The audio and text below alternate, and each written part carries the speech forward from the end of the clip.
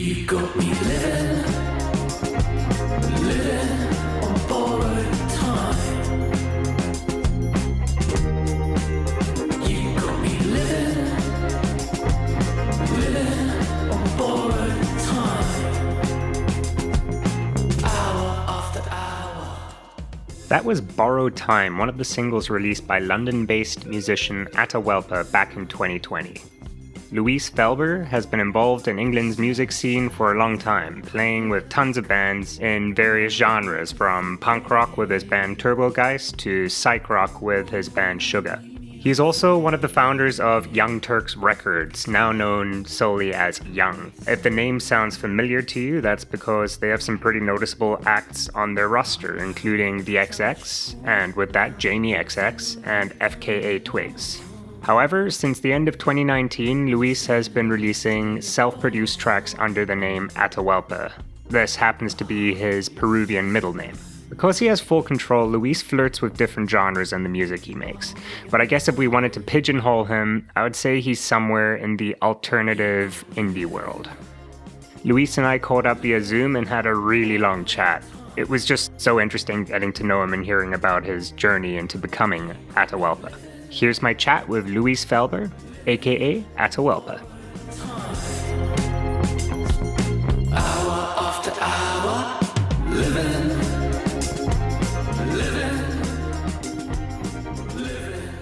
Well, I normally start my interviews by asking everyone how their pandemic's been, but in my research, I have seen that you've been very busy, so I'll kind of ask you questions about your 2020. But I will start with where the name Attawalpa comes from. Okay, Attawalpa is my middle name. Oh, okay. It's on my passport. My whole name is Luis Delfin Attawalpa Saul Felber, and my mum is Peruvian. Mm-hmm. And yeah, Attawalpa is basically the last Inca king before the Spanish invaded in the 1500s. Oh. So he was sort of kind of incredible because he basically, the whole of Peru was invaded by the Spanish, and they kind of took over, and the Incas didn't really have much to fight back with. So Atahualpa basically gave him a bunch of gold, thinking that would make him go away. And when it didn't make him go away, he ran away because he didn't want to rule under Spanish rule. And when they found him, they executed him on the spot. But yeah, like my brother's called Tupac, which is a later king as well. Tupac Amaru, which is what the rapper's named after as well. Tupac's mum was very well read. Yeah. Very cool. But yeah, so I'm named after Atahualpa, and I've been in lots of bands. I don't know how much research you've done, but I know about one of your other bands. I'd love to hear. Yeah, we can go through a brief history. We don't have to. I mean, it's not really relevant. But yeah, like it basically took a long time to figure out that was the name. Okay. But it's a weird one because it's like literally staring, one of those things that just stares you in the face the whole time, but you never really see it. Right. So like I went through a lot of changes, and one day I woke up and it seemed really obvious, and then I sort of just worked with that. I feel like a name is really important. It's like, you need to be magnified by it. Yeah, absolutely. I really do like that you gave it some thought. That you'd be surprised how many people I've interviewed and they're just like, it sounded cool, or I don't know, they just don't really have a good reason why. It's hard to find a name that just sounds cool nowadays, so right. Because I really wanted something that hadn't been used before, and that I felt drawn to because it's really important. But yeah, I'm very blessed for my heritage, and that's my name. I mean, my name's been Luis Attawalpa on Facebook since 2007. So like I said, it's literally been staring at me, but it's been right there the entire time. It's literally been right there, but I wasn't in the right space emotionally to like see it, I guess. Mm-hmm. Which is cool. Yeah. Okay. I've also been trying to figure out how it is I came across you. It was definitely No Fools, because that had been in my liked songs on Spotify for a while. So I'm guessing it must have just come in Discover Weekly or something like that. Cool. Love that. Gotta love that algorithm. Yeah, absolutely. It must have come across my way a while ago because I believe when I found it, that was the only thing you had out at the time.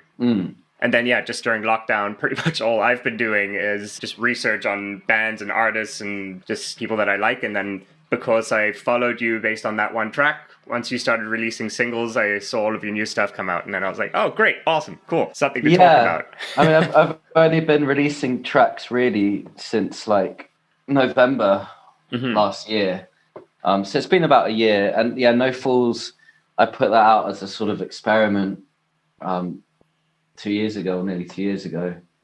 And that was sort of at the time when I was figuring out what it all means and what it all is. But yeah, I'm glad it found you. Yeah. Oh, as am I. I in doing my research, I heard that song itself did really well, but it made it across one of my favorite comedy things to come out, which is the Middleditch and Schwartz. Oh yeah, those guys are great, aren't they?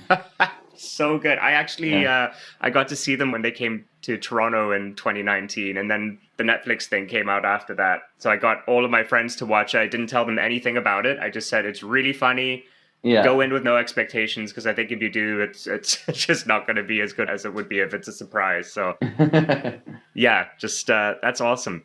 Yeah, it was a real stroke of luck getting it in that show. And my friend was actually the stage manager on that show, and she said that they actually played the song like to hype the crowd up before they both came out, which is awesome. That's very cool. Yeah, like for like an unknown, independent artist, that's like, it's just wild. Yeah, absolutely. How did they come across that song? Do you know? They just liked it. I mean, they got sent a bunch of stuff by my publisher at the time, and that was one of the songs, and they just really liked it. So they went with it. Yeah, it's just that old school. Yeah. In your ears vibe. yeah, for sure. It's great how that happens sometimes. I did want to know, the band that you came and performed in Toronto with, what band was that? It was a band called Turbogeist. Turbogeist. Yeah. Okay. It was like I guess we were like a punk band, but influenced mainly by American punk. Okay. Yeah, we were around for like 4 years, and then I left the band because I realized I didn't really like the music we were making. Oh, okay. So a bit heavier than what you'd been doing. Because the band I do know about is Shuga, which we'll talk about in a little bit. So I was wondering if it was that. Okay, so let's tackle 2020. So do you remember what you were doing when things started going nuts, when lockdown started being put into place and all of that? Yeah, I was building a studio in the basement. So I just moved into a flat, my friend's flat, and I make music with him under the name Nerves, N-R-V-S. Yeah. And we rehearsed there, like before I lived there, and I realized that this basement was like a perfect space to make music in. So we was building that and soundproofing it, and I was bringing my equipment in from storage, and then I just started sort of sinking into it, I guess, when the world started sinking into the idea that we're going to be doing this isolating thing for a while. So it was, in a way, it was really good timing for me, because I was kind of mentally preparing myself to self-isolate and to write a bunch of songs, get a few things off my chest. Okay, so you were already kind of gearing up for self-isolating anyway, and then when it happened, You were just like, great, cool, now I can at least do it without anyone judging me. I don't have any FOMO, I don't have any excuses. Yeah.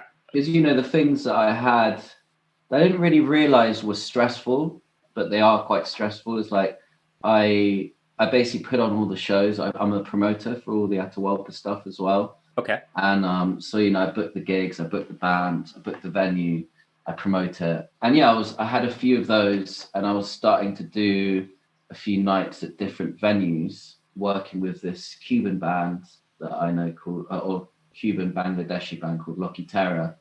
and we're going to do a really mixed night of, you know, I hate the term, but world music and like indie music. Okay. And it was going to be a really cool thing. But like I had a bunch of those booked and a bunch of Attawalpa shows booked as well, because I was planning to put the EP out around April, the first EP, Spells. And yeah, so when that stopped and I didn't have to do that anymore, it was kind of like a weird relief. And I didn't realize that that was stressing me out, you know, doing that. So I think when gigs come back, I will be aware of that and maybe get some help with it. Okay. It's quite stressful doing everything and, you know, rehearsing the band and stuff, but which is something I have to do, but which I love. But like when you're thinking of like the admin and the sort of technical side, and it's like it's a bit much. So yeah, when all those gigs got cancelled, it was really sad and unfortunate, but at the same time I was like, oh, I don't have to sell 200 tickets. I can just focus on, you know, staying in my pajamas and coming up with some new ideas. Right. And yeah, like I think I recorded, I mean, since I've been here, I've come up with 3 new ideas that I'm sort of been putting down slowly. But in that studio, I'm at my mum and dad's in Portsmouth at the moment, because I came down here for Christmas, in my bubble. But yeah, like I think I recorded like 12 songs. Wow. Yeah. So it's kind of like an album, like the second album. I see the first 2 EPs as the first record. Okay. And this is going to be like the second record. And that's 12 songs that are sort of ready to go into a studio now and just add production, like they're written. That's really cool. Yeah, I'm it's like, it's also, so I'm quite new to this. Like I've always been in bands and done music and written songs and been producing for the last 5 years. But I'm new to sort of finding my process, and I always felt that every song was sort of an excuse to find a new process and a new way of writing something, a new way of seeing it. But I feel like I've kind of discovered more of what that is. I mean, I still don't know what it is, but I feel like I've uncovered it a bit more. Right, you're like one step closer. Yeah, but I don't think you're ever comfortable. Like I think I don't think I'll ever be like, oh, I figured it out. Like I found it. I think it's all about discovering it. It's like self-therapy, you know, you're like, absolutely. And that's what it feels like. And it feels really good. And it was good to have the time, you know, time sort of paused. It was like a forced reflection. And then it was good to have that space. And also like I reconnected with my friend who I did No Fools with. And he produced the first 2 Jamie T records. I'm not sure if you guys know of that dude out there, but he was quite a big deal here about 10 years ago. And yeah, so I basically took these demos and went to his house, and it was really nice. And he had a dog, and it was just like a nice change of scenery and sort of work with someone else. I feel like it's all about collaborating. I love coming up with the idea and bones and then taking it to someone else and like pushing that idea to make it as good as it possibly can be. Definitely, yeah. I mean, other people will bring stuff that maybe you hadn't considered, and you're like, oh yeah, that sounds really cool, or whatever. Yeah. I know with that, like I'm a filmmaker, so I know collaborations, like it's huge. It's what makes any creative project really go forward. Cool. So tell me a little bit more about Nerves. It was pretty cool in doing my research and then seeing what Nerves was. Very different from what Attawalpa is. Yes. So is it just you and your roommate, or is it a bigger collective? I know there's a bit of anonymity about it, so I don't know how much you can say. It's a collective. At the moment, it's 3 of us, but Okay. it's been up to 5. It's like a revolving door. But the main brains is my flatmate. Okay. And he's a big part of Extinction Rebellion over here. So that's like his main thing is Extinction Rebellion. But the way he expresses himself, and I think you have to find a way to express yourself if you're doing something that's that laboring, you know.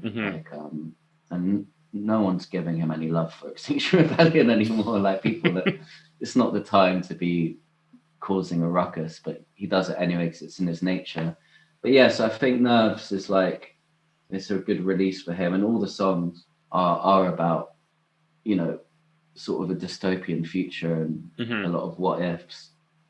But yeah, like it's really fun making music with him, and originally I started as just playing the drums in that band because I really wanted to play drums. Okay. And then I ended up producing it and now co-writing it. Huh. So like I feel like the sounds developed a lot over the last year. So the stuff we've put out is quite heavy. I mean, well, how would you describe it? Because I when you mix a song and when you know, so when you're editing a film, it's like, and someone asks you for the feel of the film, it's like really hard to talk about it because you're on top of it. Right, like, right, yeah. I can't see it. But yeah, I don't know. I mean, it's definitely heavier than Attawalpa. It's angry. Yeah, I definitely got that sense too. Yeah, which makes a lot of sense now, knowing that your roommate isn't, or your flatmate is involved in Extinction Rebellion. They probably have a lot of pent up frustration just trying to, you know, be super active in that. So I get that. I get that why it would sound angry. Yeah, man. Like we're putting out the Next Nerve single on the 22nd of January. Okay. The day that Biden gets elected in. Hopefully. Yeah. Yeah, we'll see what that guy does. So you never know. And the song's called "See Ya, Hate to Be Ya," and it's probably like the poppiest song we've done. Yeah, and then we're getting ready for like the next EP, which is 4 songs, and we're kind of developing a film around that. Oh, cool. Which has been like, yeah, like COVID, I mean, what else can you do other than come up with creative ideas and talk to people on Zoom and emails? So yeah, I mean, hopefully that it's quite an ambitious idea. So hopefully we pull it off. I don't want to say too much about it just in case. Okay, all right. It doesn't happen. but that EP will see the light of day in 2021 though. I'm excited. Cool. Yeah. Okay, cool. Some more good music to look forward to. I like that. Yeah, man. I know it's, like you said, it's a bit different for every song and you're kind of still figuring out what your process is, but you are a multi-instrumentalist. So when you're kind of, as you said, like coming up with the bones, are you doing everything? Yeah. And then you're bringing that to, you know, someone that might know. Well, with the Spells and Patterns EP, I came up with most of the ideas, most of the songs, and then for some of those songs I had a band. It's a lot easier to figure out a song if you have a band because you can play it in a room and you don't have to spend like a day demoing it to hear it back. And it's never the same because you need that human interaction. Yeah. But like most of the songs, I had sort of the bare bones of it, and then I brought it to this guy Matt Olchin, who's like the co-collaborator on Attawalpa. On those 2 EPs, like he co-produced and co-wrote a bunch of it. Okay. We basically work from the demo and build and make the demo sound posh. Right. Yeah. That's, you know, because like I've tried re-recording songs with budgets in studios, like when I've been with different bands and record deals, and it never really works. I feel like if you have a piece of magic recorded on a demo, why not sort of breathe more life into that rather than scratching it and starting again? Okay, yeah, that makes sense.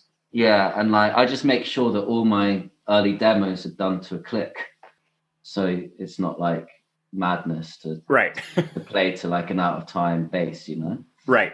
But yeah, I mean the only instrument that I don't really feel confident enough to play yet is the drums, like in a studio context. So like a guy called Henry Danowski, who's an amazing drummer. He went to Berkeley in Boston. He played drums on all the record, and he's really easy to talk to. He gets that we're playing for the song, like everything's for the song. Right. I mean, I'm a guitarist, and that's why I don't have many guitar solos. But if you came to see us live, that would change. Like you hear a lot of guitar solos. But like I like the records. I always wanted to make music that I wanted to listen to first and foremost, and I wanted the records to sound like the intro to like a HBO show, like The Wire or something. Okay. But like the live show to feel like a punk rock show. Right. Yeah. To feel like Nirvana, you know. Mm-hmm. But yeah, like you kind of fall down rabbit holes in studios, and you know, like a song like Holiday that's on Spells, like the way we play it live, it works as a 3-piece, but like on record, it's so produced and it's got that weird sort of modulated bass distorted synth thing, And when I first heard that, I thought, oh, that's so cool. I want to build the whole song around that, because you get really excited about that one thing. But like in hindsight, I'm like, I don't know, in my head, I wanted that song to sound like Neil Young in the 70s doing On the Beach, collaborating with like Dark Twisted Fantasy, Kanye West. Okay. Which is like an insane idea. But I'm glad I tried it. But I think like my process has been really backwards compared to most people that make music in my sort of realm or genre.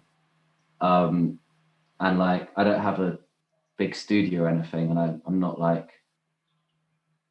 in. If I had all the money in the world, I wouldn't do it like Prince. I'd go do it on a more of a Neil Young tip, where I'd get bands and I'd capture moments. Yeah. But I like the idea of having the song kind of written before I take it anywhere. Okay. Maybe that's me being a control freak or a Gemini or both. But yeah, I like with those first 2 EPs, it's like I'm doing the drums last, when the drums should really be recorded first. And for my next record, I hope to, manifest some sort of funding where I can be in the studio with a band, Right, do an OK Computer where you just rent a mansion in France with a cool, understanding producer for 3 months. That's the dream. Right, for sure. Because like doing everything, it's just like, I'm not complaining. I mean, it sounds like I'm complaining a little bit, but I've done it now. So like, I still feel like I'm there in the studio making these songs with Matt. But we really we wrote Borrowed Time together about 1.5 years ago. And then after that, it went so well, the way that it got from the demo to what the song is. I said to Matt, like, I've got 9 more songs if you fancy doing more of this. And I gave him most of the money I had in my savings. We just worked for 1 year. But like, I have to understand that he's a producer and he's a musician and he needs to take the money jobs first. So yeah, we're sort of working around that. But during lockdown, we couldn't see each other. So that limitation was kind of amazing. Right. But I kind of, after that year of working with Matt and doing these 2 EPs, I feel like the process could be a bit finessed and made quicker by bringing a band in. And I have like literally just been playing with a band for the last sort of year or 2. And yeah, I feel like we all get each other. Right. So it'd be really fun. I think like all my favorite records have, musicians playing. Yeah. Not the same guy doing everything. Unless you're listening to Prince, which I do really. Right. So how many people are in the band when you are performing live? Well, we did like 8 shows over the last break in the lockdowns in London, and some of them were just a 3-piece, and then the other ones were 4. So it's me on guitar and vocals, a girl called Kaylee on drums, who's amazing, and a guy called Diego on bass, and my good friend Adam on keyboards. Okay. And like when we started, we had Matt Alcham played guitar, and Adam, rather than just playing a keyboard, he had like a laptop and all the samples, and right. I called it a dickhead station, which it caught on. It didn't go down very well, but like we were seriously calling it that by the end of that time. And one gig, I remember Adam couldn't make it or something, and we just played it as a 3-piece, and I just had such fun. Like my favorite band probably ever is Nirvana, and I just felt like that freedom of the 3-piece, where you can just sort of slow stuff down, and like it's all like you're all one, it's a perfect triad. Yeah. And I think that made me want to make the vibe looser. Okay. Yeah, so now it's basically that, but with Adam on keys, which is great. Cool. I know that you also co-wrote and produced Tom's first EP, Wow. which is you have done your homework. I have, yeah, and I've just heard the one song that's out. The name escapes me right now. Lil Fucker. That's right. Yeah. Which is awesome. It's such a cool vibe, and Thanks, the video man. was very weird, which I liked a lot. It's only going to get weirder. Cool. How did you get hooked up with Tom? How did that come about? So Tom was in a band called the Paddingtons, which was a British band that was pretty big in the noughties. And I was a fan. Like when I was a kid, when I was at school, I was like downloading their stuff on LimeWire. Oh, cool. And me and my friends would listen to it. And but we never really connected then. Like I don't even think I saw them live, to be honest. But like there's loads of weird connections. Like their guitarist is in a band called Skaters. It's a New York band. Yeah, I know Skaters. And Matt Olchin, the guy that I work with, was in Skaters as well. He toured with them. He was their guitarist. So there were all these connections. But like the guy that mixed No Fools, Andy Hughes, he was a guy called Kid Harpoon's sound engineer. Kid Harpoon's written stuff for like Harry Styles and like Taylor Swift now. He's like a big sort of pop writer. Okay. Florence the Machine. And I used to play with a guy called Jamie T that would play with Florence and that whole crew of people, and Adele and Kate Nash. And I met Andy through that, I think. And then Andy introduced me to Tom, because Tom wanted to make some songs. And Tom was friends with Kid Harpoon, who's also called Tom, which is very confusing. But it's basically from being in London for over 10 years, you know? Right. And going to enough gigs that you just know who everyone is. Right. And yeah, one day Tom contacted me, and I was like, I mean, I don't know how much you've looked into my background, but I was kind of like I used to drink and stay up all night a lot for about a decade. I did that. And Attawalpa came out of me sobering up and leaning into my reality of who I am. But at this point, I hadn't quite got there yet. So I was in a studio in East London, Stoke Newington, and my studio was underneath this bar, which basically would stay open all night. Okay. And I would work all day and stay in the bar all night. And that's where I met Tom. It's quite, I'm trying to remember, but it's fuzzy. I remember meeting Tom with Andy Hughes, and like I played them a bunch of Nerve stuff actually, because that was like the early days of Nerves. This was like 4 years ago. And then I think me and Tom just got along. I think the thing that hooked me with him was his love for Weezer Blue album and Pinkerton. Okay. And I was like, that's really interesting, because like the music that he made 10 years ago, then it was like 8 years ago, whatever, it doesn't remind me of that. But I remember as a kid, I used to listen to a lot of pop punk, and I remember thinking the Paddingtons were like a cooler version of the Libertines, because their lyrics were dark and they kind of remind me of like Alkaline Trio to your Blink-182. Oh yeah, I love Alkaline Trio. And like Matt Skibber, I think, is one of my favorite lyricists like of that era. Yeah, I agree with you 100%. He's so funny, and I'm really glad you like Alkaline Trio, because most people either don't know who it is, and if they do, they're afraid, you know? Right. But like all you have to do is listen to that, the record with the little cassette on it. I think that is like some of the lyrics in that. It's just so fucking good. But anyway, Tom reminded me of that sort of vibe. He always did. And then he played me his demos literally like off his phone. And they were like, you know, kind of crappy quality demos, just him playing guitar and sort of mumbling or singing. And he's got a real ability to come up with some cool hooks and some cool melodies. And his chords were like, it kind of reminded me of Pinkerton. And I was like, this could be really cool.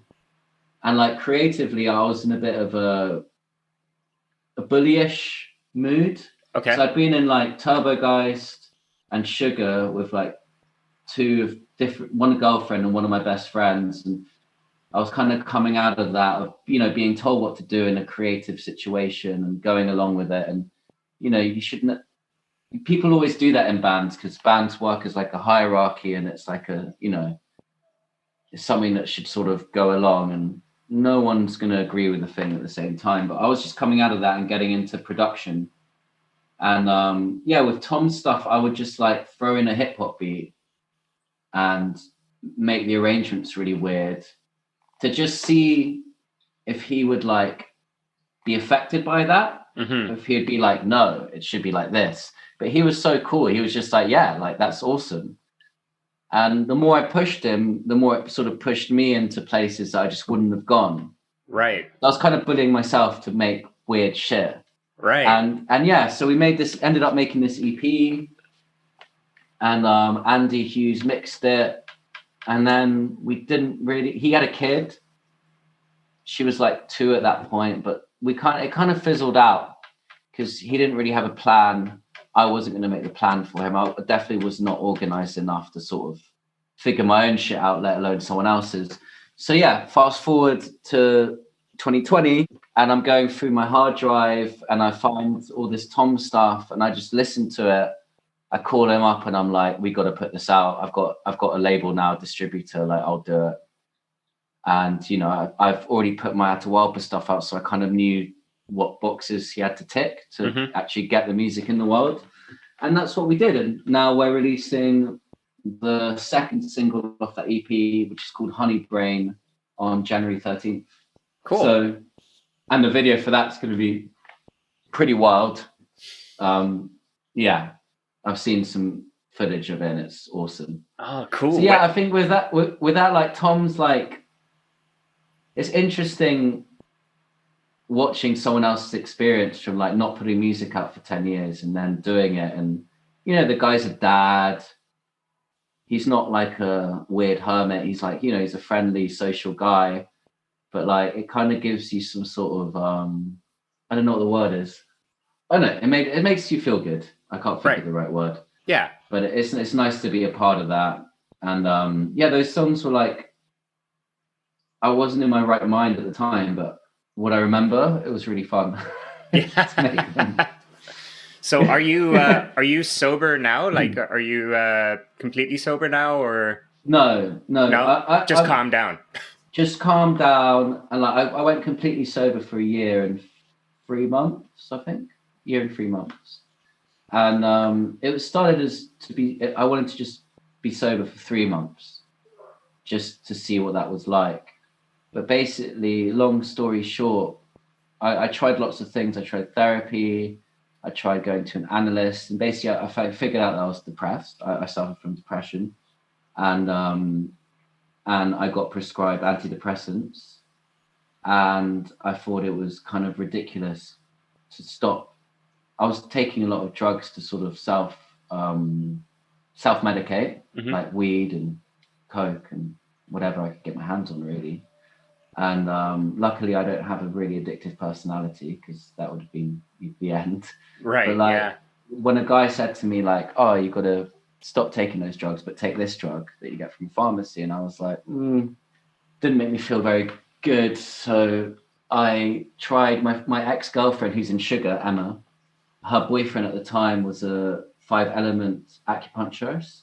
Okay. And she kept telling me for like maybe a year or something to go and try it out.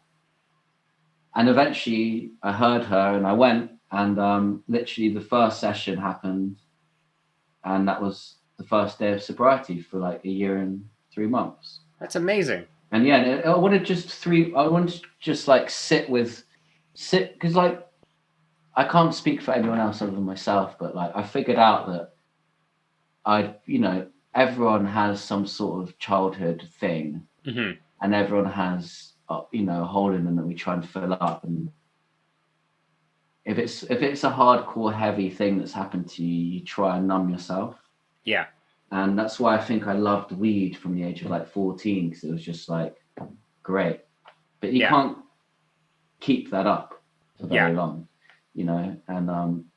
and yeah, like, I basically wanted to lean into that sort of pain for 3 months and just feel like myself, which I never really had, and that turned into over a year. But then after that, I was like in a restaurant and I just ordered a drink, and I didn't really enjoy it, but I consciously wanted it because I was in a good mood and I felt like, oh, that would be nice. But then it just gave me a headache straight away. It was a glass of Prosecco. Okay. But since then, like, I have drunk, but I haven't been drinking to get drunk. Okay. Yeah. Yeah. So it's like, I don't think I enjoy that feeling anymore. Right. Which So is I'm great. really- That's such a big step. It's huge, and Yeah. like I feel like it's like pressing the refresh button, you know. Yeah. It's like I've learned another language or something, and Yeah, absolutely.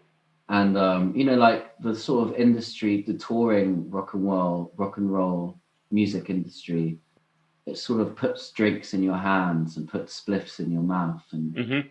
it doesn't sort of warn you of like this isn't gonna end well. Right. Yeah. But maybe that's changing. I mean, you don't see Billie Eilish with a bottle of JD on her Instagram. So I think people are definitely becoming more conscious Yeah, of the fact that definitely. we have to be kinder to ourselves and to other people. Yeah. But like, I just wasn't. It was I was before that. Right. When I was like 18, touring in a touring band, you know, playing Glastonbury and touring the world from like 18 to 26. So yeah, like it was a good time. Mhm. It was a good time to stop, and I see Attawalpa as like it's just sort of honing into what I am. Yeah. That makes sense. And Yeah, like, for sure. and back to the Tom stuff, like started writing again, first time in 4 years since Little Fuckery P was made, and yeah, it's dope.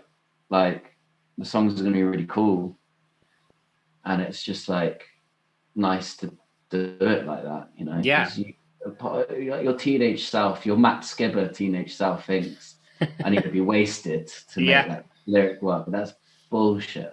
No, you definitely don't. Definitely don't. And Yeah. man, that's awesome. It's I know, like when I mean, in my college days, I think around about when I was 23, I realized that probably 80 to, yeah, let's say 80% of the times I was getting drunk to get drunk. And I was also getting drunk to the point where I would forget half the night. I'd wake up somewhere and not know how I got home or not know where I was. And it definitely, like, it took a long time for me to be like, I don't think this is normal. I don't think this is what alcohol is for. No. It took me a long time too, and when lockdown started happening, I was a little nervous. Luckily, I live with my girlfriend now, and she's my rock, and she's great. And not that she like won't let me drink. Like I do still drink, but it's I don't have that need. Like I can just have 1 or 2 beers now and just be like, Yeah, it's like that was it's nice. a conscious thing. Like I don't think I ever want to drink if I'm in a bad mood. I don't think that really helps anyone. No, especially myself. But it's like it's nice to drink if you're feeling, you know, like that feeling, whatever that feeling is. Yeah. I think people that sort of depend on it, especially men, because I think we find it really hard to sort of explain our emotions and how we feel and why we did that and blah blah blah. So like it's like a really easy crutch to fall on. Yep. And women, what's the word? I'm speaking for everyone now. Right. Yeah. Generalizing. Like, generalizing a lot, but I feel like they're in touch. They grow up a lot faster and they're in touch with their emotions a lot easier. So, you know, they don't do that as much as we do. Yeah. Yeah, for sure. Yeah, I think there's some weird thing about just like that stigma of being a man, and you know, you can't really express yourselves, or at least we're brought up to not do that. And drinking just helps you either not do that, or it gets you to the point where you are able to do that. And then, yeah, but then you're a blubbery mess. It's such a long way around it, though, isn't it? It is. It definitely is. That's why I love 5-element acupuncture, because it's like therapy, but you actually feel physically relieved after it. Mm-hmm. Yeah, I think everyone should try it, man. I've never tried it before. My girlfriend's told me to try it a bunch of times, but maybe when lockdowns are down, I'll go in for one. Yeah, man, it's really, you know, I went for that year or whatever. I went once a week, but now I go, you know, once every couple of months, once a month, whenever I feel like it, and it's great. I think the word that comes up is just it gives you clarity. Yeah. Which is cool. a tough one. Yeah, for sure. Okay, let's get back to music stuff. Yeah, man. So speaking of Shuga, I also read that there's some new Shuga material going to be coming out in 2021. Where did you read that? How did that come about? And like, how long was the gap between not being in the band anymore and now having... Shuga's a real weird one, because like we got signed to Florence the Machine's manager's label for our first single. Okay. And then we weren't ready for that, like we had 2 songs that we put out, but like the days of developing artists had long gone, and we kind of went into like a writing period with this guy Ben who produced and co-wrote No Fools with me, and he was in Jamie T, and we all just went to my mum and dad's house in the country while they were in Peru, and just set up our equipment there for like a year and just recorded and wrote and created loads of stuff, but no one was there to be like, that's the next thing, or right. We just left to our own devices. So it kind of like, not all of us were perfectionists, and none of it ever saw the light of day, except for one song called Stay Wild, which is on a SoundCloud. And I think that's got like over 10,000 views or something. Okay. That's going to be on the album. So yeah, basically we've made an album. We made an album then, but it took the hindsight of like the last 5 years to see that we made an album, if that makes sense. Yep. John Drew from Toronto has mixed a bunch of it and mastered it. And yeah, we're just sort of waiting for the right moment to put it out, because Emma, who is the voice of Shuga, she's an aspiring director, and she's gonna make all the visual side of it. Like we filmed a lot of stuff.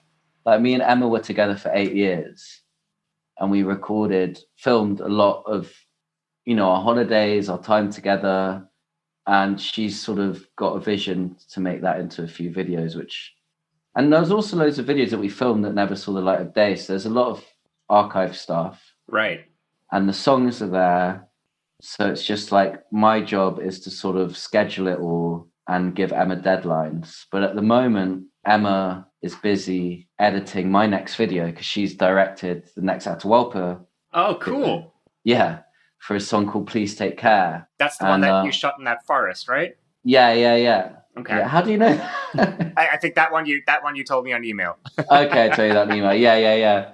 So that's a really beautiful forest. It's going to look amazing. I mean, the edit will be done by like the end of next month. Cool.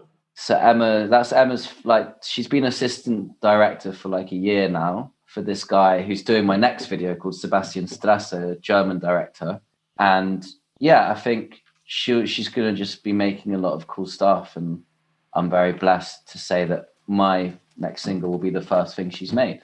Very cool. On her own, and it was a really great production. It was a great vibe on set, and visionary. Like she knows me more than I know myself in a lot of ways, Mm-hmm. But like, it's very David Lynchian, very surreal, very beautiful.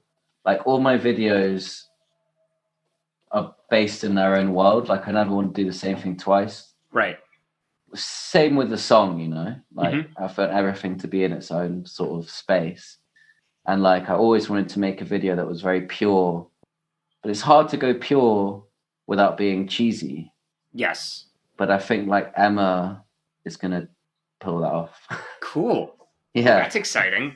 Yeah. And it's a really personal song. Like, I mean, the chorus is "Please take care of yourself." Yeah. Which is like a very important message, I think, especially in this time. Yeah, absolutely. But I originally wrote it. Emma thinks it was about, me writing about myself in a way. But at the time, I was writing about a lot of friends who were doing, horrible drugs, and it didn't look like they were gonna get out of that. Right. And it was like me and my friend Delilah, we basically were frustrated with that situation. So classic musicians, to deal with reality, we create our own reality and write a song. Yeah. Yeah. And like the video is like going to have it all come together. Because I love that. I love that about videos. It's like you spend so much time on the song and it's never really enough. It's like, I think the video really ties it all in. Mm-hmm. And it's never really finished, like the watering of it, because you're always playing it live, and that's the consistent thing. But I think the video is like the framing of it, Right. Yeah, absolutely. Yeah, I do want to touch on a couple of the videos where we get a bit further into this. Sure. Will But that? yeah, there's Shuga. Were we talking about Shuga? Yeah, we were. Yeah, Yeah, so that's gonna happen next year. that's very cool. Is that going to be released on your label or on the Yeah. original one? No, on my label, because the original one doesn't exist anymore. Okay. And she lives in Mexico and has like 2 kids, and I don't think she's doing music. That lady, but no, I mean my label is basically just a platform where I can distribute music digitally. Mm-hmm. I would love to eventually have a label. I founded a label when I was 17, which is doing really well, called Young Turks. Oh, no way. Yeah. I know Young Turks. Yeah. Oh, cool. Me and Kais Paulson founded that when we were 17, but I'm not anything to do with it now. Okay. Although we're still friends. But I would love to. I've always wanted to do that because I love music. Mm-hmm. And like the way I see it now is I'm in enough projects, I'm writing enough songs that it's fine to put the time into like putting someone's music out. Yeah. Especially if I've written some of it. But like Yeah, eventually for sure. it'd be great to just put stuff out that I haven't written that I just like. And Right. you know, to have some money behind it and some minions like printing vinyl in a factory, that'd be sick. Yeah. But like for the moment, it's like just do what I can and you know advise people on how to make a cool release, and then I help them put it out in the world. But yeah, that's what it's going to be like with Shuga. And Emma wants to do an album. She's very much like, I want to put a record out, but I don't think people will pay attention to a record. I think we put a record out, but like in single form. Yeah. So put 10 singles out over a year, and then by the end, it's a record. Right. Yeah. That seems to be what that's how to do it nowadays for sure. Yeah, that's definitely the model I'm following. Yeah. Which is I find it a little bit sad. I don't know. It's just kind of shows that our attention spans are so short now. That skip button gets hit so quickly anytime people are on Spotify these days. It's So it's extremely sad, but the way I have to build a silver lining around these sad things, these sadnesses, and I see it as like we're kind of in the 50s again, when it was all about the 7-inch. Right, all about the singles, yeah. All about the singles, and we're back there, and maybe the album will come back round again. Yeah, for sure. Something that's helped me with it is I started collecting vinyl maybe 4 or 5 years ago. For me, that's the best way to force myself to really sit down and listen to an album front to back. Yeah. Also, just appreciate A side and B side, right? Like it's just such a and the artwork. And the artwork, of course. Yeah, that's something I love doing, is just sitting with a vinyl and just reading the lyrics, reading, everything I can, everything written skinning up on the vinyl as well. Yeah, exactly. And I know that's made a comeback. I think you're right in that the way to do it now, especially if you're an emerging artist, is to just put singles out. I have a good friend of mine from here moved to LA and just got signed to Capitol Records. Wow. And that's even how they're doing it with his stuff. He's still just putting out a new single once a month. And then, at the end of the year, he's got enough for an album. So that's going to be put on the album. Yeah. And some stuff won't even be put on that album. Like it's just, it's just such a weird time. You get to see how people react to each song when you're doing that. Yeah. Which you wouldn't with the album. I mean, an album in the 90s makes sense because of CDs or whatever. But like it just doesn't really make sense to me now. But like how it goes. We can't fight it, so we just got to go with it. That being said, how cool would it be to put some Attawalpa stuff out on vinyl? It'd be very cool. Dude, I'm manifesting that myself at the moment. There you go. I want to do Spells and Patterns as my first album. I can imagine that on a record, like Spells and Done Hanging On one side, and then the rest of Patterns on the other side. Yeah, there you go. It's like in my head, that is a record. Yeah, for sure. I agree with you. Yeah, absolutely. What is your biggest takeaway from 2020? Patience. Like learning to battle with patience and realizing that like I have this thing where I feel like, I've had these songs for such a long time, some of them, that when you release a song, it's like, oh, you just expect things. But no, it's like, I've had this song for like a couple of years or whatever, but everyone else hasn't. They've had it for like 2 days. So just, Right. I have to learn to be patient with that, and with everything, I guess. It's like life moved so fast Yeah. before this happened, and there was no time. Like if Corona hadn't happened, then I wouldn't have put the Tom stuff out. I wouldn't have reconnected with John Drew. I wouldn't have thought of the Shuga stuff. Like, it's just, it's taught me about time is the only thing we really have. Mm-hmm. And like, if you're on Instagram, which we both are, or Facebook, we feel like that's all free, but it's not, because we are giving it our time, and that's like kind of fucked up if you put it under a microscope. Yeah. So yeah, it's kind of just taught me that, and also, I guess, how mental health is important. Mm-hmm. And like, for me, something I've learned in the last sort of year or so, 2 years, I guess, is I need to do exercise. Okay. I love playing football, and that's been really, really useful to be in a situation where the only thing that matters is that present moment. Mm-hmm. Because I can get quite like in my head about things. And yeah, I guess like, appreciation of friends and family and all that stuff. When you can't see people, it's like, when you do see them, it's like, fuck. These gigs that we've played and seeing people for the first time in months, it's just like, wow, that's like a huge weight is lifted, and didn't even know that was there. Yeah. Yeah. Like, It's really cool that at least in London, you've been able to do shows again. I haven't been to a show since November 2019. Wow. And it's That's heartbreaking, man. so the podcast itself was birthed out of necessity, just because I wasn't able to go to shows anymore, but I was still on all the email lists from the PR companies. Well, that's amazing. And I was, I just decided, okay, well, now I can just do this over the Zoom and chat with people. It's been a blessing in some ways, because, if I was chatting with you backstage before you were going on, or after you got off stage, you'd only want to talk to me for maybe 10 minutes. And then you're like, I don't know about that, Frankie.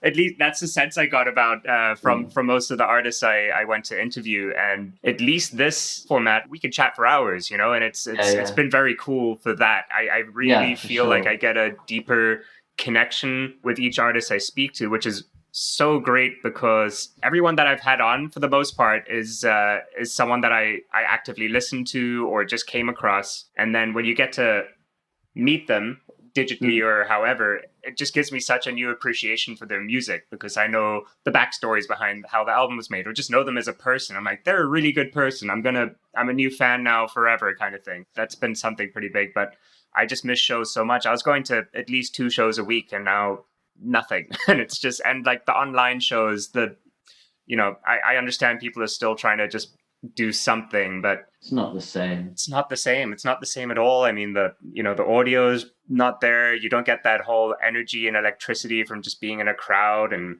there's no connection. Yeah.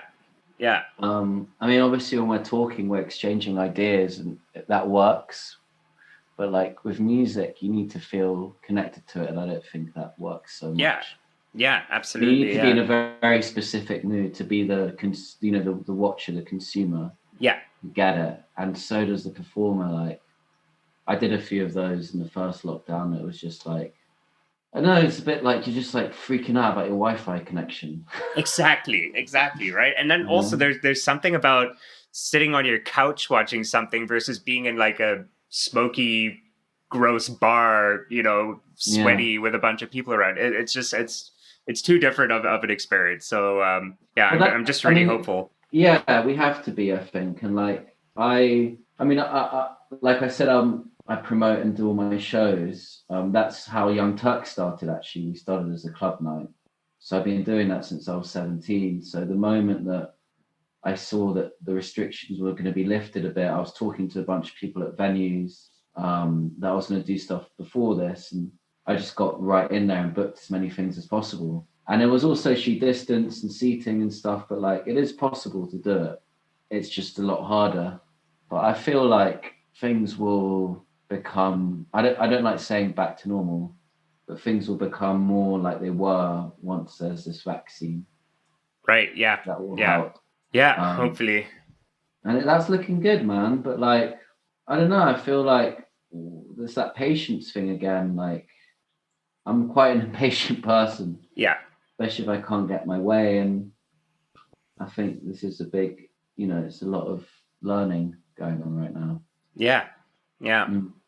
But that's great that you got this podcast out of that. It's great to get the best things come out of negative situations. Yeah, absolutely. Absolutely. And yeah, this has definitely like kept me going. I found so much great music. That has been a good thing. And even before all of this, I was the guy in the friend group that always had like every week I'm like, oh, guys, got to listen to this, got to listen to this. Now I'm like doing that on the daily pretty much. But I'm sure my friends are pretty bored of me coming to them with new stuff all the time. But anyway, whatever. It is what it is. You make playlists? Is that how you consume? I have a playlist that I haven't put it out publicly, but I think I'm gonna start doing that. What I do is I'll collect about 20 songs and I share that with my girlfriend. She works in the music industry too, and she has a really good ear for music, so I'll share that with her. The playlist is called Do You Like Me, and it's like a note that you would pass. The picture is like a note you would pass in school where it's Do you like me, yes, no, maybe.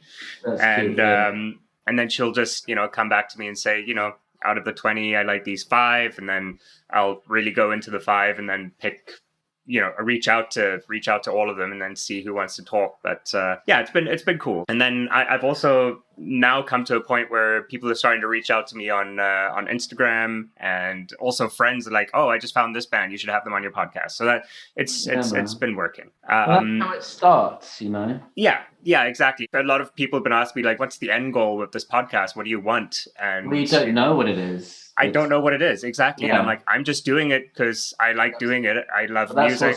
That's what's exciting. Like. Yeah, exactly. I'm not trying to get famous. I'm not trying to make money. It's just what's keeping me sane right now, to be honest. Yeah, for real. And okay, so here's something I read on your Spotify profile. I wanted to get a bit more background on it because your portfolio of people you've collaborated with is very extensive. So I saw that Mick Jagger was on that list. Oh, that old guy. What exactly did you do with Mick? I basically have a time machine, and we wrote this whole album called Exile on Main Street together. Oh. I'm joking. That would be a cool story. I was like, oh my God, this is it. This is the story. Okay. We co-wrote a song for his show Vinyl. Okay. A song called Rotten Apple that was played. I don't remember the name of the fake band, but was it the one his son was in? That's exactly the one when his son was in. Oh, cool. Yeah, so it was one of those songs, and Mick basically co-wrote it. He wrote a couple of lyrics in it.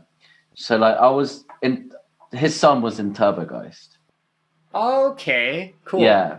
One day he came to us and was like, my dad's working on a show of Martin Scorsese and wants us to write a song along the lines of Dead Boys and Iggy Pop from, the 70s era, which is my favorite. Yeah. One of my favorite eras. Probably my favorite era. And it kind of went from there, and it was it was pretty amazing. That's so cool. Okay. Yeah, it was cool. Like, he's a really cool guy, and I'm very blessed to be able to work with such a legend. But like, it wasn't different to anything else. If anything, it was just easier because he's obviously done it 100,000 times. Yeah. But in a way, it's fun. Like, I was just jamming. I wrote a song earlier today, and my niece is here, and she's 3. And we were in the kitchen. She had like an egg wisp. Okay. And she was using it and like looking at me like that while I was playing this riff. I'll get the guitar. Hang on one sec. Yeah, I was just playing this riff that was like.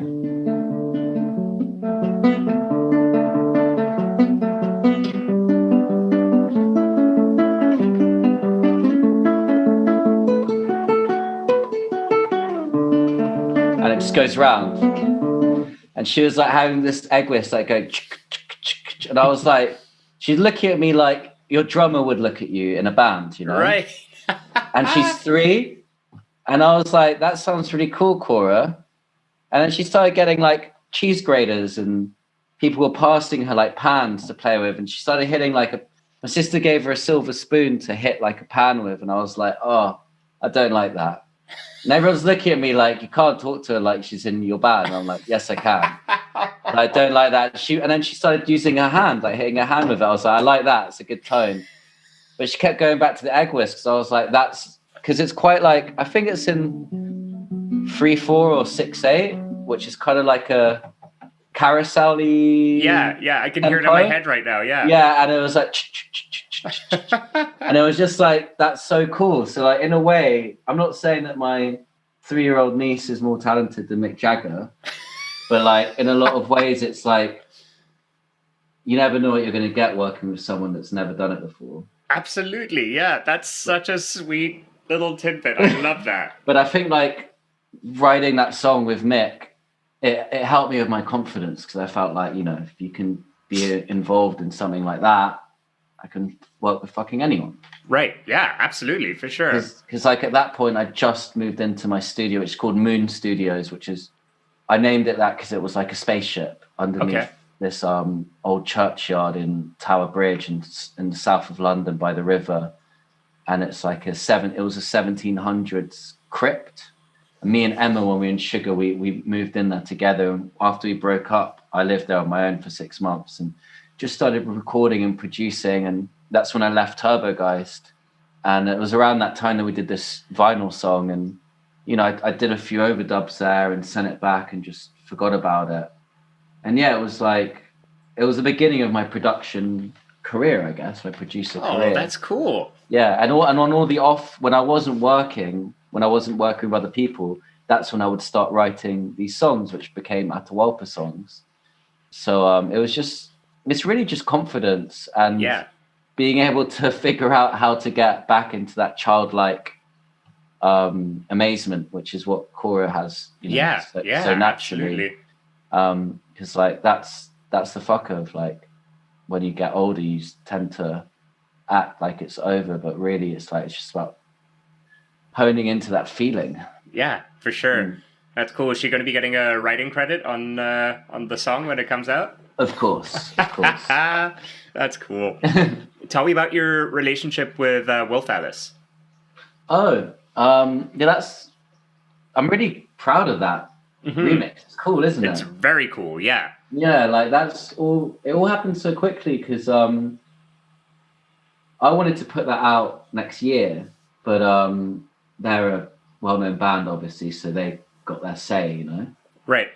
They got plans, so I put it out when I put it out, and it still feels really new to me. I mean, that song "Done Hanging On" still feels new to me. So to have a remix of it done so well and so quickly, it's like I haven't really processed that yet, you know. Right. Yeah. But which is a really nice feeling as well. But how do I know Wolf Alice? So I've known them as a band since they started. Shuga played a few shows with them, but I've known Joel, who did the remix, from when he was like 16, 17. Okay.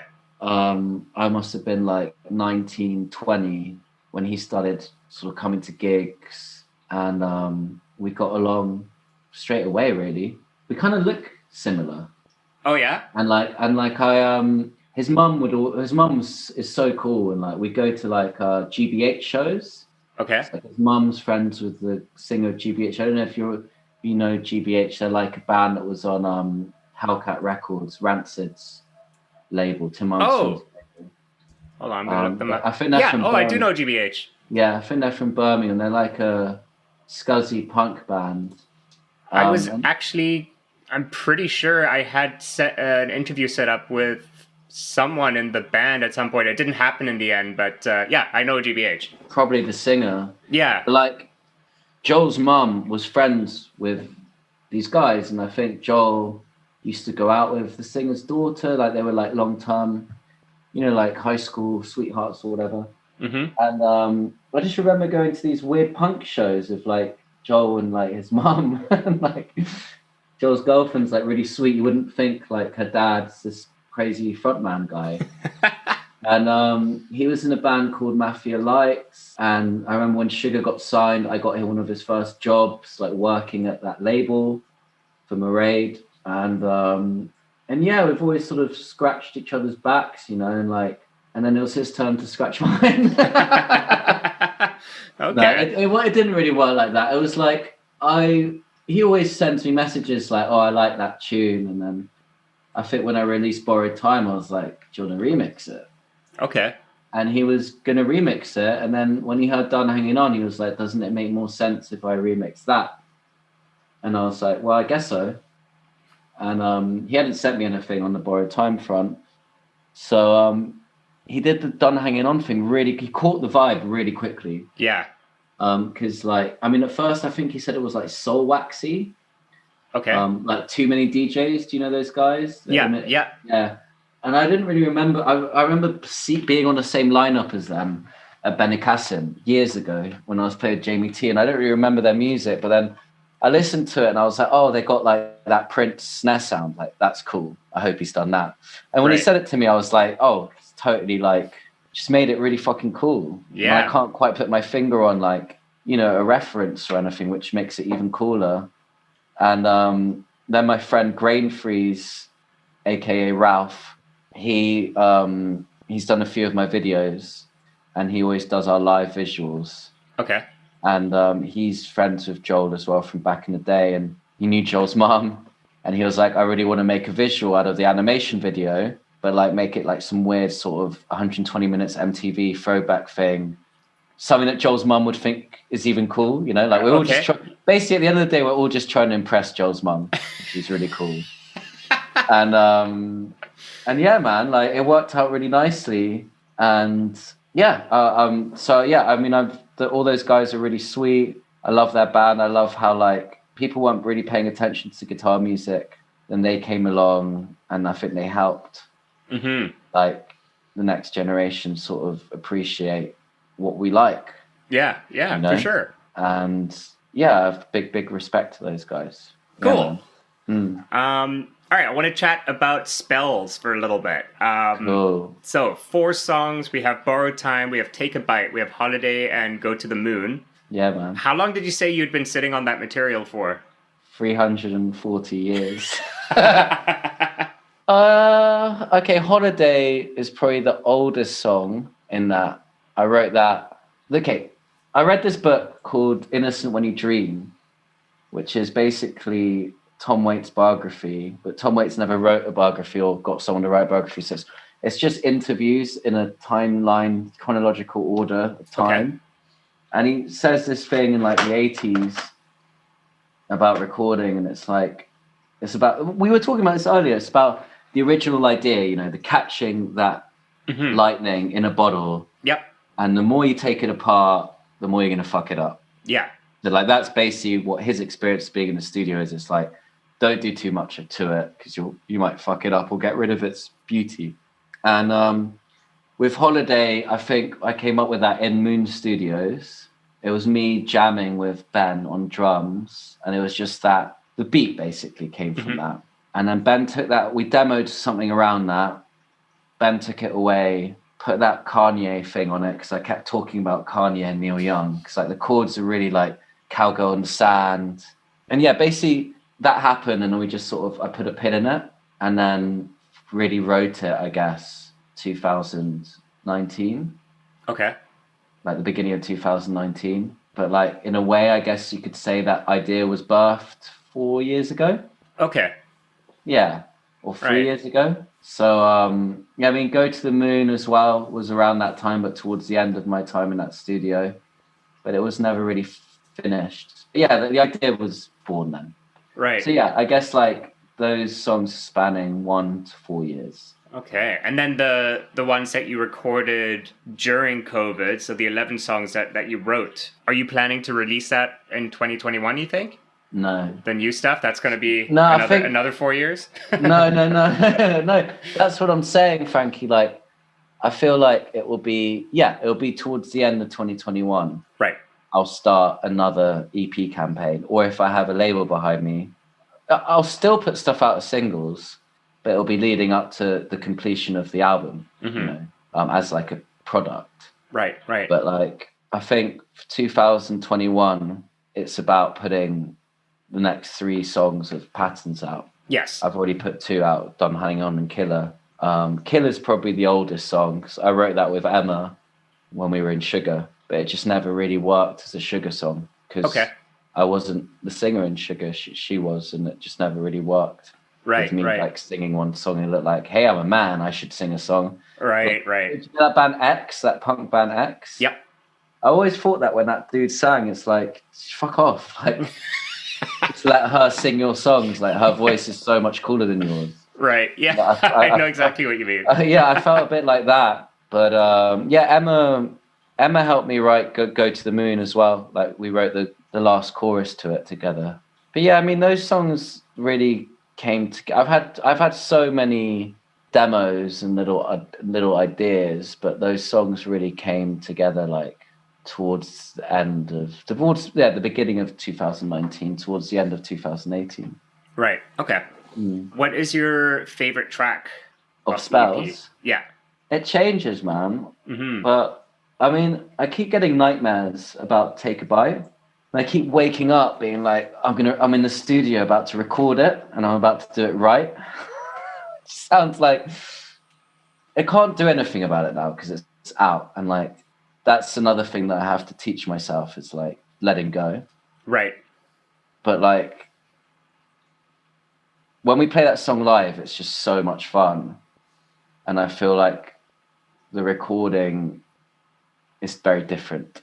Okay.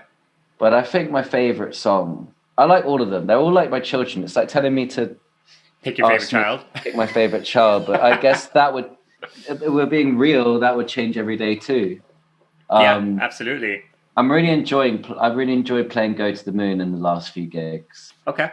It's just really cool to have those songs like at that level recorded like that. Which is, it's all DIY, you know, no label, anyone paid for it. I did it all myself off my own back. But like, it's nice to have that to work off and be like, okay, let's just feel that, how we're feeling that today. Yeah, for sure. I'll tell you which ones I like.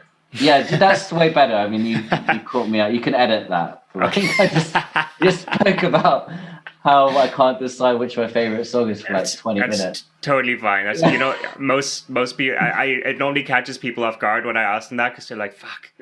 So it's, you know, it's totally I am fine. like weirdly, I'm obsessed. Like, I think you have to be weird and obsessed to do this. You know? Yeah, for sure. Yeah, but anyway.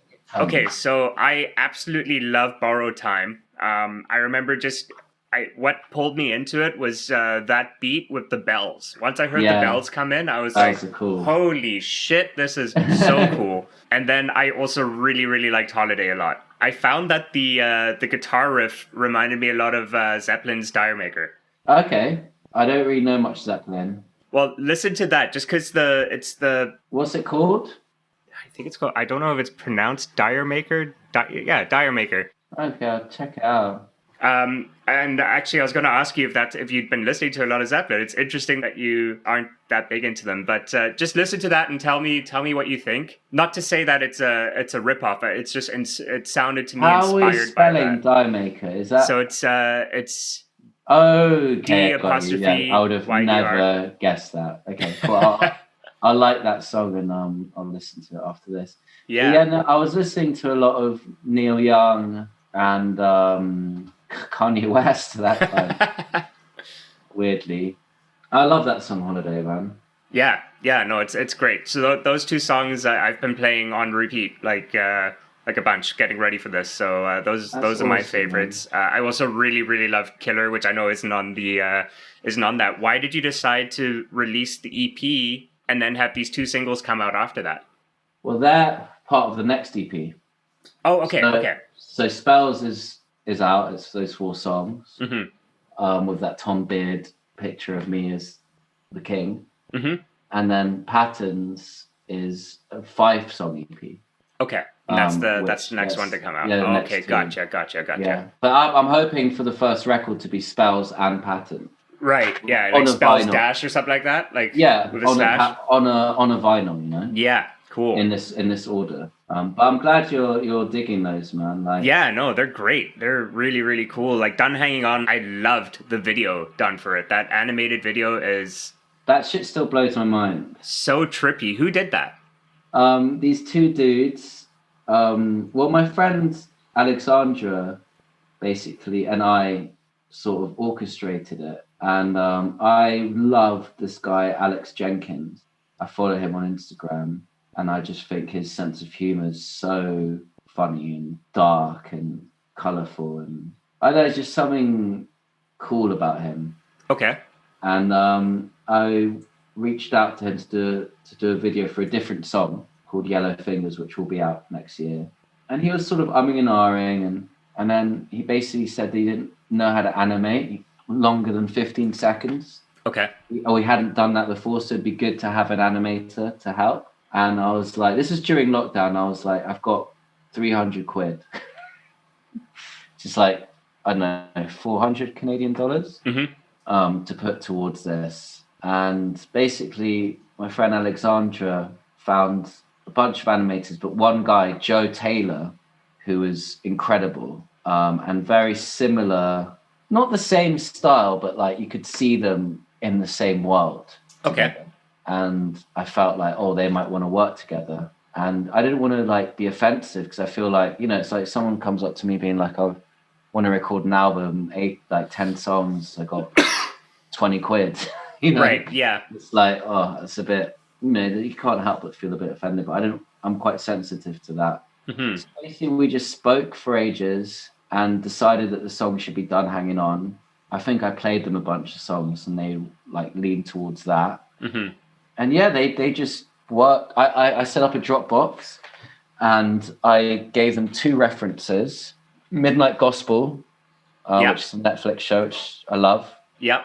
And just with the style and the color palette, those purples and, you know, space and time and weird shit. And then the episode of The Simpsons where Homer eats the chili and he trips out. Yeah. And Johnny Cash comes to him as a coyote. This cracks me up so much, that episode. But yeah, those were the 2 things that I was like, please watch those. That's the feel that I want.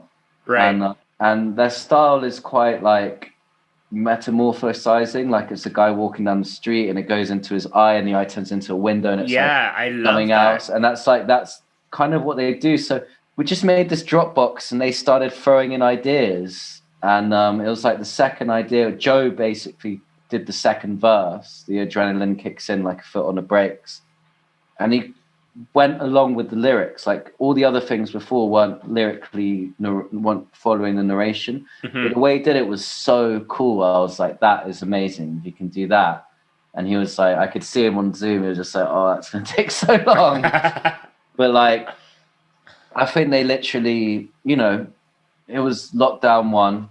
They literally wanted something to keep them sane. Right, yeah. So this came dropped on their lap at the perfect time too. Yeah, and it kept all of us sane. Like, you know, me and Alexandra really enjoyed those Zoom calls and looking at what they've done. And by the end of it, I was just like the last segment, when it's like the doctor and he's looking through the magnifying glass and looks at like little cells and then it pops out and you see the whole world and then there's that man floating in space. Like Joe did that all over a weekend. Wow. And then, yeah. And he was like, I still don't understand how they did it. It's just, I felt like we were gods in like a temple creating life. Yeah.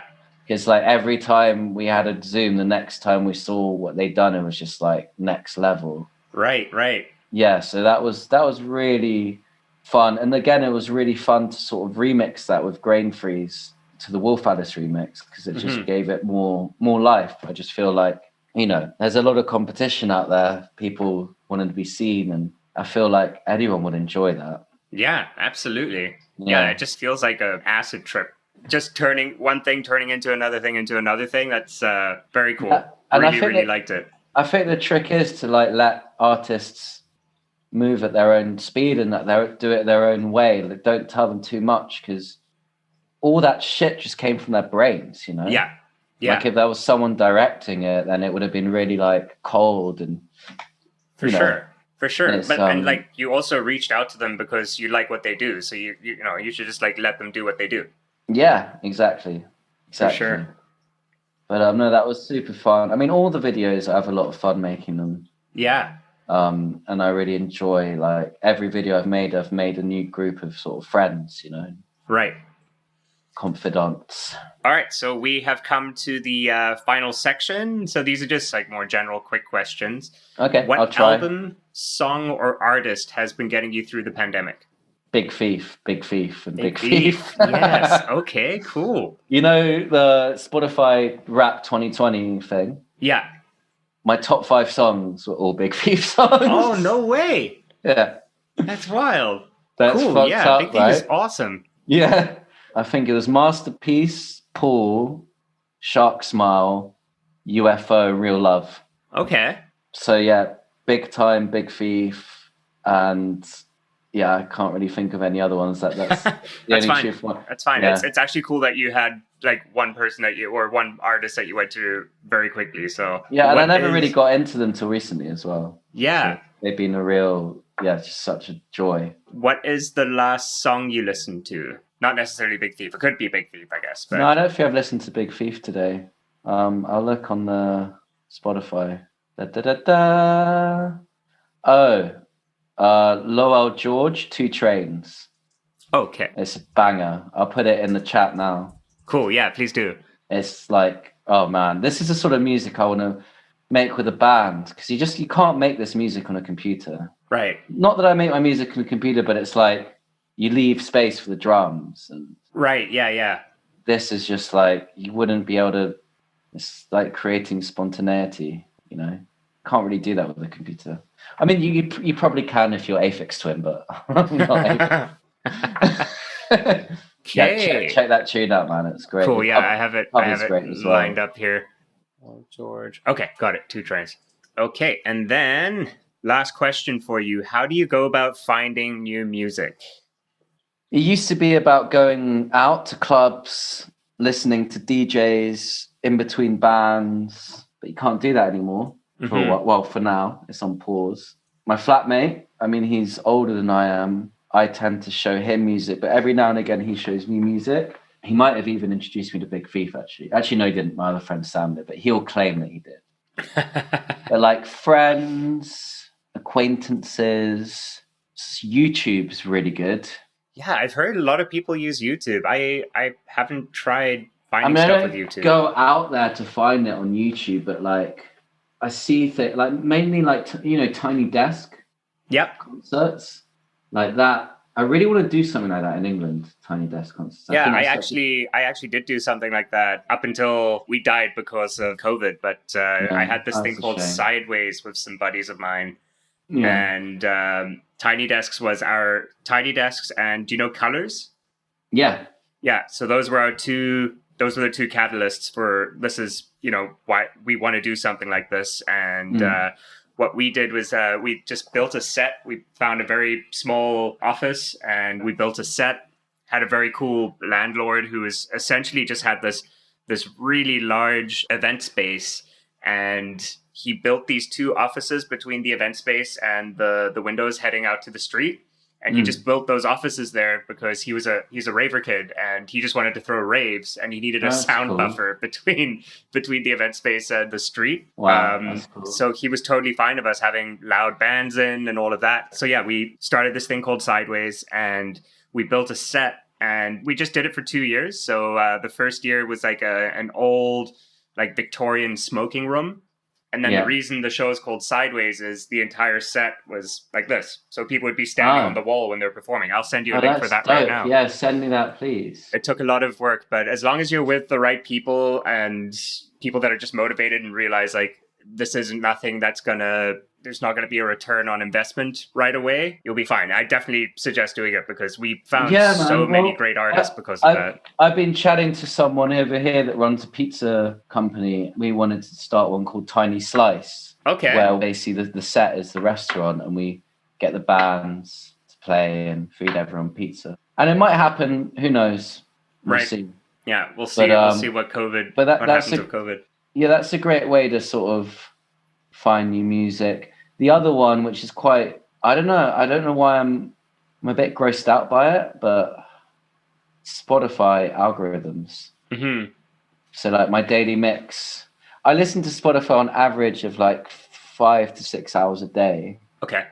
Because I drive a lot, and it's it's usually on when I'm just moping around. Hmm. And yeah, like my daily mixes sometimes come up with some really cool things. Yeah, I do find the algorithm messes up sometimes too. Like I'll find like I'll like one electro song, and then it's just like the next week it's like Frank loves electro, and then it's just electro music, and I'm like, I like that one song, but that's not really all I listen to. So Yeah. it's hit or miss.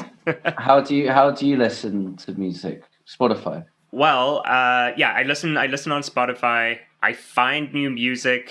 A lot of the times it's doing these interviews actually, because people will just say, I've worked with this person, or you got to check this person out. Well, that's cool.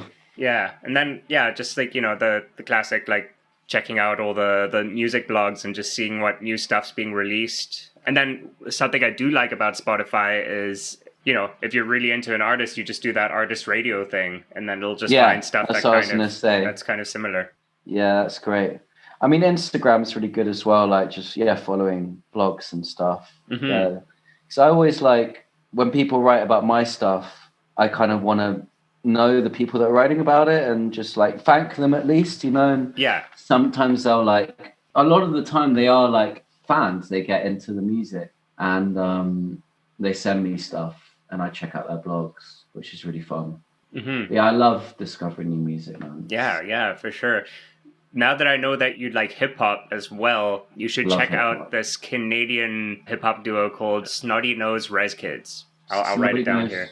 I'll send you the link on Spotify one sec. They're two indigenous guys from British Columbia. Yeah. And they are so extremely talented. I can see them on they're on your Sideways thing. Yeah, there you go. Yeah, we had to come on, and this is really great. I was so happy that I managed to get that. I really I'd been listening to them for a while, and I just kept putting it out there that I'm like, I want to have these guys on the show, and then their manager hit me up like a couple of days later. It was very weird how serendipitous that happened. It sounds like you've done and you're doing loads of cool stuff. Cool, man. Yeah, thank you. Just trying to keep busy. Just trying to keep busy. That's the one, right? It's the way to do it. I mean, check out. I've got a few playlists on my Spotify. Cool. One new music one daily mix, and one called Inspirations. Okay. And I add to them like every week. Cool. But yeah, I mean, the new music one's interesting because I used to like discover new bands from touring and putting on nights and stuff. But like recently, it's literally just been the internet. yeah, exactly. Yeah. Cool. Luis, my last thing for you is just what's next for Attawalpa? Well, I'm editing this video for the next single, which will have two visual things with it. One will be this video that Emma Chitty's directed that we shot the other day in the woods, and another one will be a documentary that I made in Cornwall with an artist called Jackson Whitefield. Cool. And so I think I haven't decided which I'm going to put out first. But they will both be supporting the song Please Take Care, which will be the next single, which will be out around mid-February. Okay. And then I'll put two more singles out after that with extraordinary videos. Like I'm really kind of trying to push the elements. Yeah, for sure. With these next videos. And then, start like, hopefully by then I would be manifesting studio time for the second record. Yeah.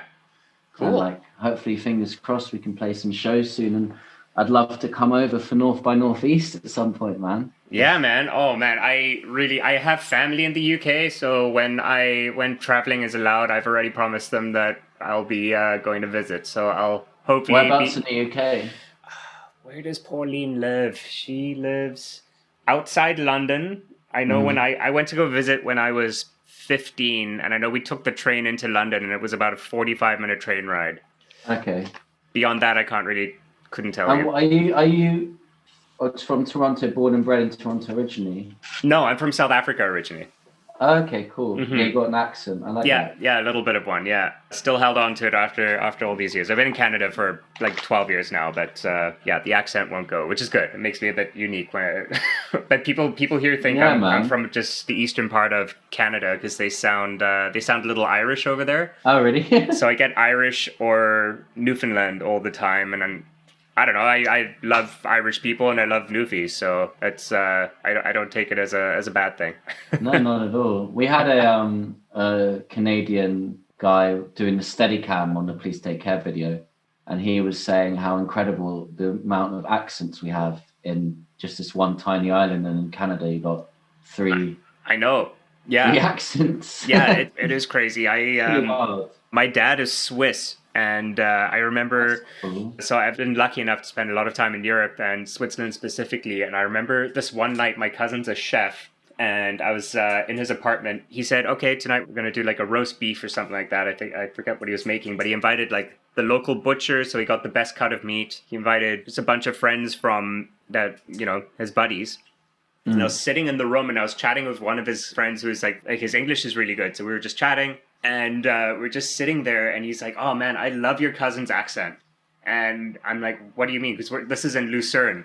And I was like, "What do you mean? Doesn't he sound like he's from Lucerne? Like this is where he was born and raised?" And he's like, "Actually, no, he's from Emmen, which is 10 minutes up the road." And I'm like, "What?" And he's just like, just listen to your cousin speak and then listen to the butcher. The butcher's from Lucerne. And I'm like, oh my God, it is a little different. And then the other guy's from Bern, which is just an hour away, sounds completely different to the guy from Zurich. It's wild. It's wild how I'd love to like know how that happened, you know? I don't know. I honestly don't. I guess just like when you're in a huge country like Canada, you have so much space that it kind of makes sense to me that I think we have a bit more than 3 accent types, but it makes sense to me that it'd be more spread out. But I think when you're in such a small place, it's weird how there's like town rivalries. Like you hate the town from down the road because of football or whatever it is. So like you kind of like try and distinguish yourself. I don't know what it is. Maybe that's something to do with it. I remember going to school with someone from, I think she was from Liverpool, and I had the hardest time understanding her. And I was just like, "But you're English. Why can't I understand you? You're English." Yeah, it's so weird. It's a great accent. Yeah, it is. Oh my God. So there's cool. a few different levels to that because you got like the John Lennon Scouser. Yeah. And then you got some accents just harder or stronger that you can't. Yeah, it's hard to understand. Right. Yeah. To me, she sounded like a soccer hooligan. That's yeah. Honestly what. Just like so brash and everything. Yeah. Anyway, Luis, we are done. Amazing, man. Well, it's been a pleasure to chat to you. Yeah, it's been so great. This was so easy, and I'm really looking forward to hearing all the new music and seeing the videos, and hopefully eventually being able to see you play live. Yeah, man. I look forward to that. Beautiful. Cool. Thanks, awesome, man. Have a great night. Thanks for chatting. Too, mate. Thanks a lot. Cheers. Ciao, ciao.